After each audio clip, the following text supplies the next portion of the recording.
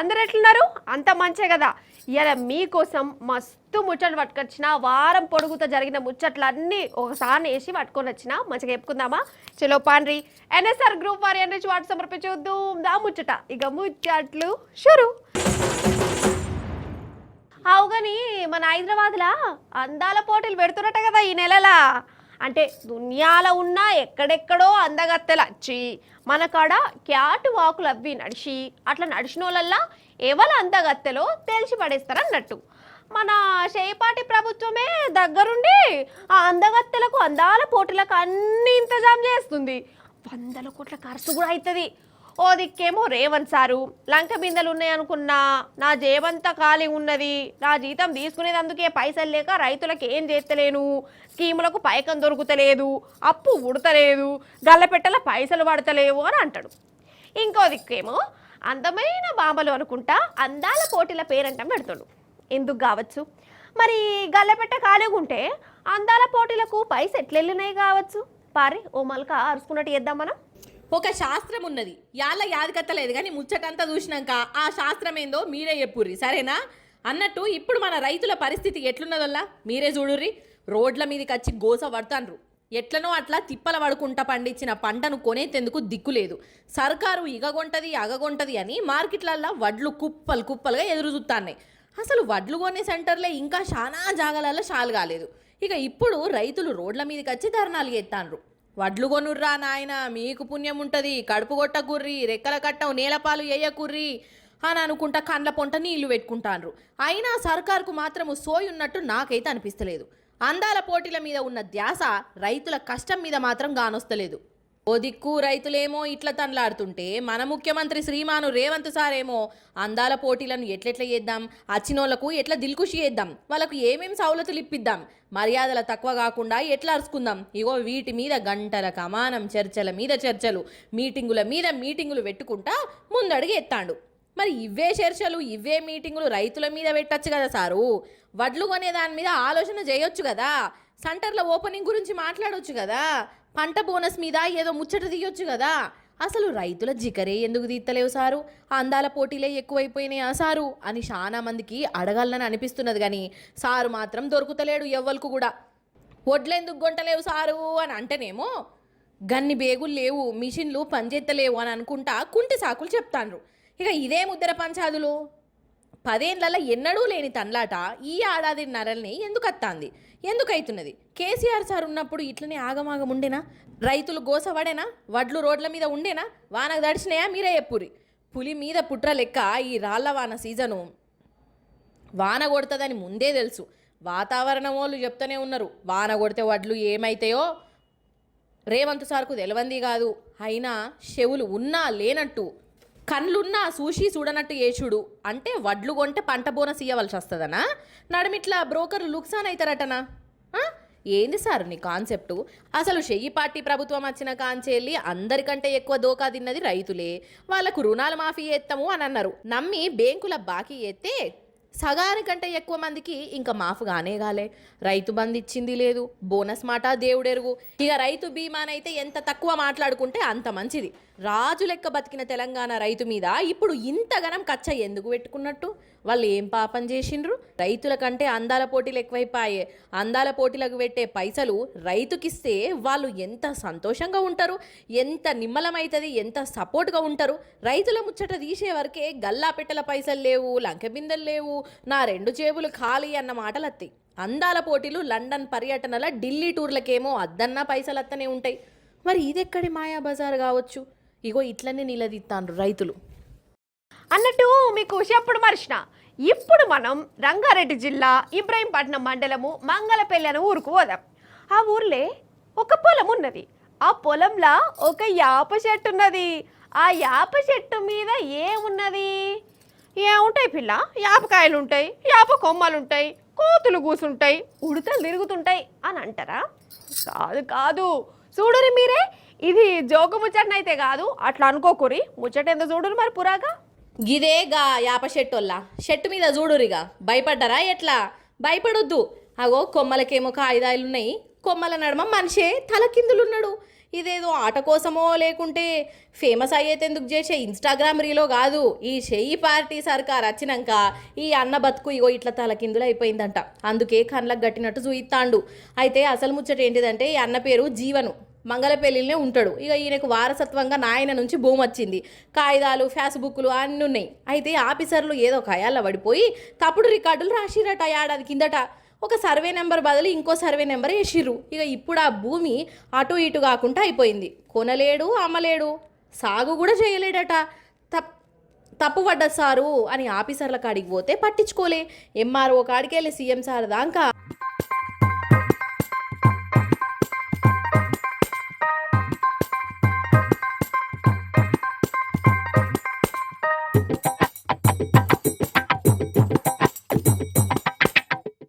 అప్లికేషన్లు ఇచ్చుకుంటూనే పోయిండు. కానీ అంత తుసుకతనే అయిందోల్లా. పాపం జీవనన్నకు యాస్టకొచ్చింది. కండ్ల ముందే భూమి పోతే ఎట్లా అనిపిస్తుంది? ఇక ఇట్లా కాదని నా జీవితం ఇట్లయిపోయే, ఇక ఇట్లా కాదని నా జీవితం గిట్లయిపోయే ఏంది అని అనుకుంటా తలకిందులు యాలాడి నిరసన చేసిండు. అంతేనా అన్న? చూస్తున్నారు కదా, ఇది మా పొలం. 1 ఎకరా 32 గుంటలు. గత 20 ఏళ్ళుగా ఇక్కడే వ్యవసాయం చేస్తున్నాం. పట్టా ఉంది, పాస్బుక్ ఉంది, టైటిల్ డీడ్ ఉంది, ఎన్కంబరెన్స్ సర్టిఫికెట్లు ఉన్నాయి.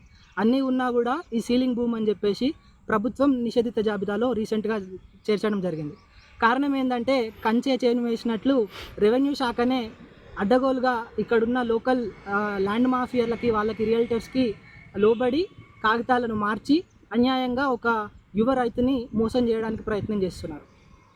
అయితే ఒక సీలింగ్ హోల్డర్ డబుల్ రిజిస్ట్రేషన్ చేసినా కూడా తప్పు లేదన్నట్లు ఇక్కడ లోకల్ రెవెన్యూ ఆఫీసులు ప్రవర్తించడం నాకు నచ్చలేదు. ఇదే సర్వే నెంబర్లో సీలింగ్ హోల్డర్ మాత్రం తన భూమిని పట్టాగా మార్చుకొని, మ్యూటేషన్ చేయించుకొని, కన్వర్షన్ చేయించుకొని రియల్ ఎస్టేట్ చేస్తున్నారు. కానీ మేము వ్యవసాయం చేస్తున్నందుకు మాకు వేస్తున్న శిక్ష ఏంటంటే వాళ్ళు చేసిన తప్పులు మా పైన రుద్ది మమ్మల్ని అన్యాయంగా నిషేధిత జాబితాలో ఉంచడం.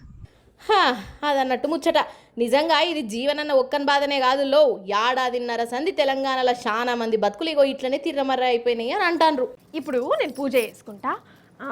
ఓం సమంత దేవాయ నమః, ఓం బ్రహ్మోత్సవాలాయ నమః, ఓం మైనసైనటిస్ పోవాలాయ నమః, ఓం సాం సాం సామహే నమః. ఏందమ్మా ఏమో కొత్త రకం మంత్రాలు చదవబడుతుంది. ఇవి ఏ దేవత మంత్రాలు అంటారా? అరే తెలియదా అనోళ్ళ? సమంత దేవత మంత్రాలు. అరే అవంటే మన హీరోయిన్ సమంతక్క దేవత అయిపోయింది కాదు.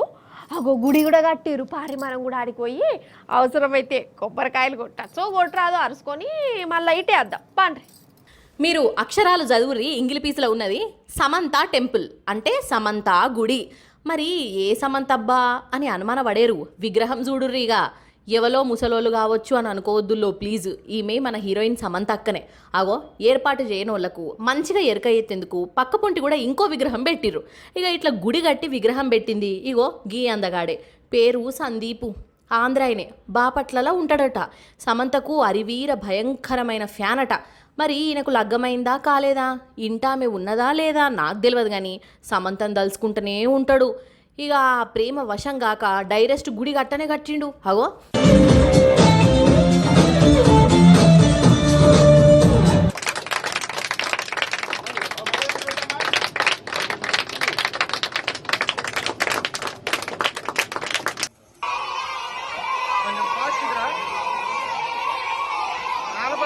చెక్కులు తీసుకెళ్ళి ఆ తెనాల్లో చెక్కులు ఇద్దు కొంచెం తొందరగా ఫైనాన్స్ అడిగి.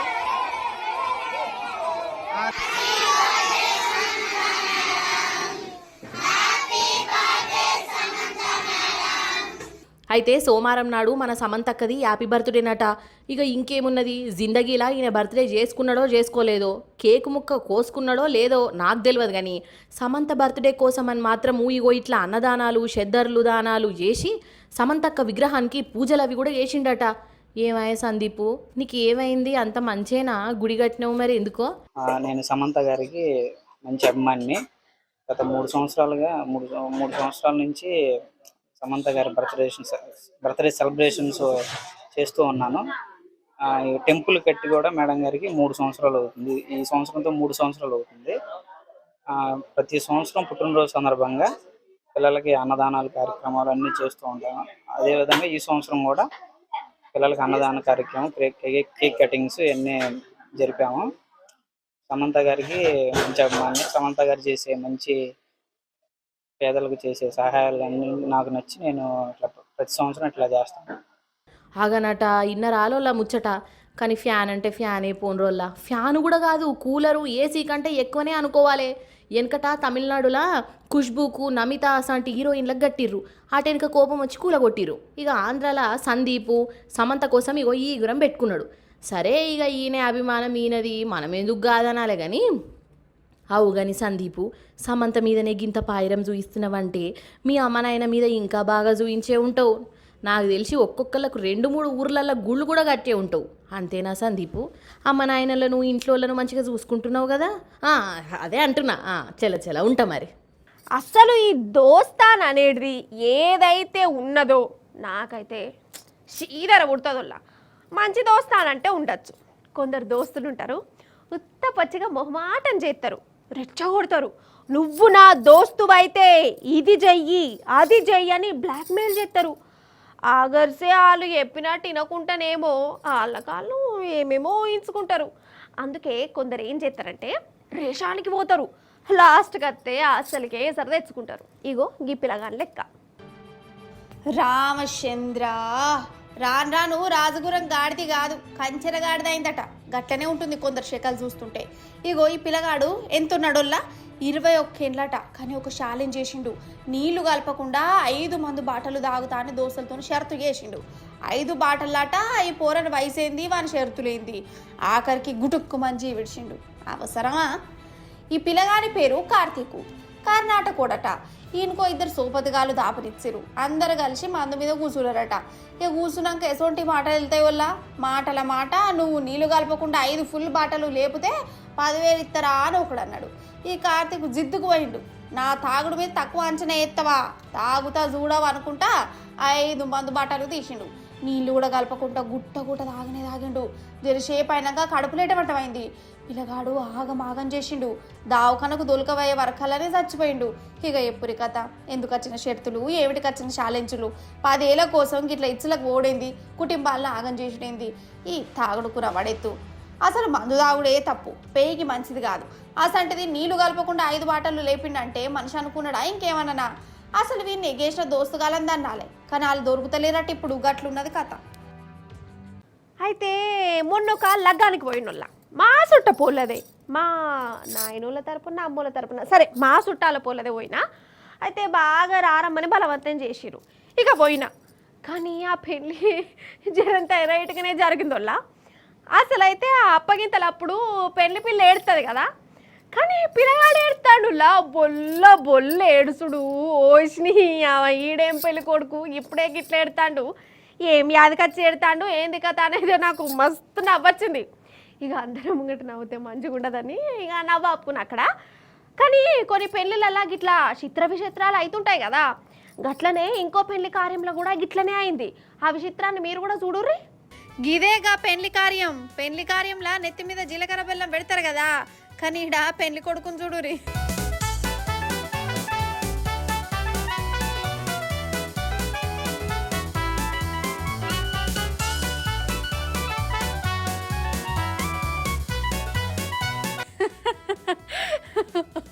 అమ్మతోడు నాకైతే నవ్వే ఆగలే. నెత్తి మీద గట్ల దంచుతూరేంది, అది కూడా కొబ్బరి బొండంతో. పాపం పెళ్లి పిల్లగారి నెత్తికి ఎన్ని బొడుసులు వచ్చినాయి. ఓ ఏం పాడు.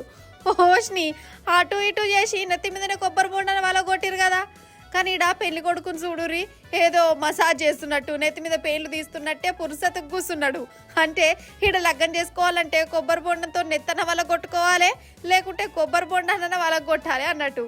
అంతేనానే అన్నట్టు ఇదొక ఆచారం అట్నుల్లా ఆచారము. నెత్తి వాళ్ళకు కొట్టుకోవడానికి ఏదైతే ఏంది పట్టు కదా. అవు కానీ పోలీస్ స్టవ్కి వెళ్ళడనా పోయిర్రా నుల్లా? ఏందవా పుసుక్కన గట్లాన పడుతుంది. పోలీస్ స్టవ్లకి ఎవరన్నా పోతారా, పోవాలనుకుంటారా అని గరం అయ్యారు. అంటే నేను అనేది ఏంటంటే ఏదన్నా ఫిర్యాదు ఇయ్యడానికో, లేకుంటే పోలీసులకు బాధలు చెప్పుకునేదందుకో, పంచాయత్ దెంపుకునేదందుకో పోయిర్రా అని అడుగుతున్నా. పోలీస్ స్టవ్లకు గందుకే పోతాం కదా. అయితే ఇప్పుడు మనం తమిళనాడులో ఉన్నాక పోలీస్ టౌన్కు పోవాలల్లా. ఆ స్టేషన్లో ఒక్కడే పోలీసారు ఉన్నాడు. రాత్రిపూట ఆ స్టేషన్కి ఎవరొచ్చిరో ఎరికేనా చూస్తే మీకు చక్కెర వచ్చినట్టే అవుతుంది, కరెంట్ షాట్ కొట్టినట్టు కూడా అవుతుంది కావచ్చు. చూడరు మరి మీరు. అందరు సైలెన్స్. ఇప్పుడు మీకు చూయిస్తాగుర్రి.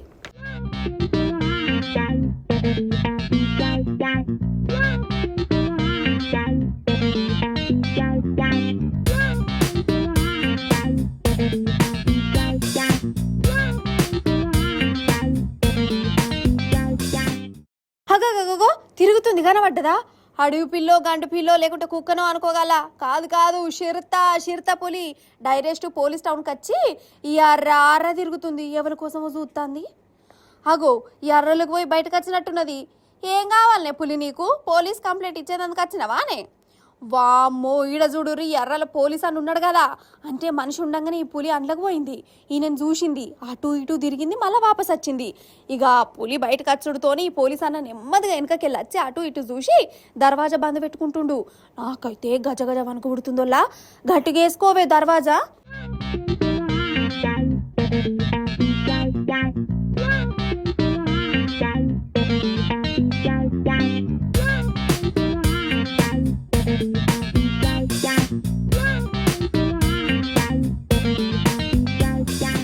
కానీ ఈడ చూడుర్రి, పులి మనిషిని చూసినా ఆయననేమనలే. అది ఆకలి మంటతోనే అర్రలకచ్చి కూడా ఈయనను మెసిలియలే. ఆయన కూడా పులిని చూసి బీరుపై చూసుకుంటూ నిలబడ్డాడు, కానీ కోతేశాలు వేయలేదట. అందుకే కావచ్చు అది సబ్బు చేయకపోయింది. అగర్సే ఈయన మరలబడ్డట్టు ఎత్తే అది కూడా మరలబడు, అంతేనా? అందుకే ఏ జీవి కూడా ఉత్తపచ్చగా మనిషి మీదకి పోదొల్లా.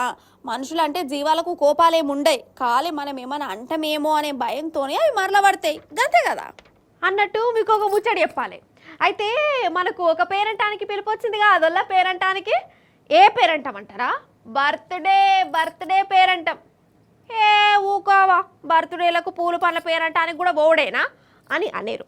అరే ఇది ఉత్త పచ్చి బర్త్డే కాదు, మరి ఉత్త మనిషిది కూడా కాదు. చూస్తే పర్షాన్ అవుతారు మీరే. అగో చూడుర్రి, హ్యాపీ బర్త్డే టు యూ అని చెప్పేరి.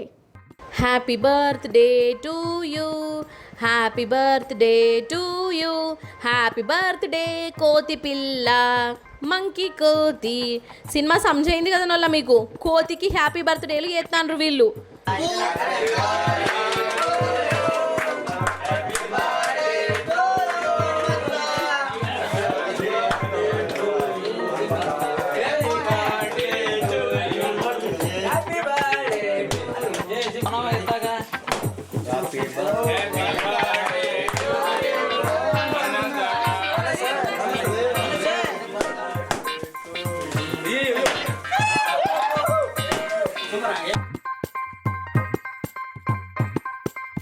వీళ్ళు కర్ణాటక వాళ్ళట. ఈ కోతి పిల్ల తల్లట వీళ్ళ ఇంటి చుట్టుముట్టే తిరుగుతుందట. ఇక ఆ తల్లి కోతికి కొన్నేళ్ల కిందట ఈ పిల్ల కోతి పుట్టింది. మరి పిల్ల కోతిని సాధలేదని అనుకున్నదో ఏం పాడో, ఇక ఆ తల్లి కోతి బిడ్డను ఈడ్చిపెట్టి పారిపోయింది. ఇక ఇదేమో మస్తు తనలాడుతున్నది. అంతల్నే పోయి బసవరాజు అనే అన్న దాన్ని దగ్గరికి తీసి నీళ్లు దాపిచ్చి సాదుకుంటూ ఉన్నాడు. కడుపులో పుట్టిన బిడ్డ లెక్కనే చూసుకున్నారట నువ్వులా ఈ ఇంట్లోళ్ళు. ఇక ఇప్పుడు దాని బర్త్డే వచ్చింది. ఇక ఇంకేంది, ఇక కోతికి కొత్త బట్టలు కొనిచ్చిండు, కొత్త గొలుసు మెడలేసిండు, పాయింట్ బూషొట్టు తొడిగిచ్చిర్రు, ధూమ్ ధామ్ డెకరేషన్లు చేసి కేకు ముక్కలు కొనుకొచ్చి హ్యాపీ బర్త్డే అని అనుకుంటా దావత్ చేసిర్రు. ఓ గీనె చూడు, దాని నోట్ల కేకు పెడతాండు. కోతును మనిషి సగం సగం కేకును కొరుక్క తింటాండ్రు కదా. ఎంత పాయిరం ఉంటే ఒక్క కేకును సగం తింటారు చెప్పు కదా. కానీ ఏ మాట కామాటేనులో ఈ నడుమ ఇంట్లోళ్ళకే బర్త్డేలు చేద్దామంటే వెనక ముందు అవుతున్నారు. కానీ వీళ్ళు కోతికి కూడా పుట్టినరోజు చేసిర్రంటే మెచ్చుకోవాల్సిందే పట్టు.